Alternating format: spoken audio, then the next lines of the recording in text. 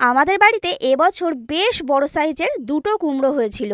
তার থেকে এই কুমড়োটা কিন্তু বেশি বড়। তো কুমড়োটার ভাবলাম যে একটু নিরামিষ ছোলা দিয়ে কুমড়োর রেসিপি বানাই, যেটা লুচি দিয়ে খেতে অসাধারণ লাগে। প্রথমেই সর্ষের তেলে শুকনো লঙ্কা, তেজপাতা আর গোটা জিরে ফোড়ন দিয়ে ছোট ছোট টুকরো করে কেটে নেওয়া আলু দিয়ে আলুটাকে প্রথমে হালকা করে ভেজে নিয়ে তারপর তার মধ্যে ছোট ছোট ডুমো করে কেটে নেওয়া কুমড়ো দিয়েছি। এরপর আবারও একটু নেড়েচেড়ে নিয়ে দিয়েছি স্বাদ মতো লবণ, হলুদ, সামান্য জিরের গুঁড়ো, ধনের গুঁড়ো আর কালারের জন্য দিয়েছি একটু কাশ্মীরি লঙ্কার গুঁড়ো।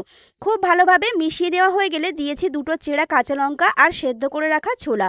ছোলাটা আমি আগের দিন রাত্রে ভিজিয়ে রেখেছিলাম, তারপর সেদ্ধ করে নিয়েছি, সেই ছোলাটাই এখানে দিয়ে দিলাম। এরপর গ্রেভি বানানোর জন্য জল দিয়েছি, তারপর কুমড়ো আলু দুটোই সেদ্ধ হয়ে গেলে দিয়েছি স্বাদের জন্য চিনি। আবারও খুব ভালোভাবে মিশিয়ে নিয়ে দিয়েছি একটু গরম মশলার গুঁড়ো। এটা দিয়ে কিন্তু লুচি, রুটি, পরোটা সবগুলো খেতেই বেশ ভালো লাগবে। চলো টাটা, দেখা হচ্ছে কাল। ততক্ষণ সবাই ভালো থেকো, সুস্থ থেকো।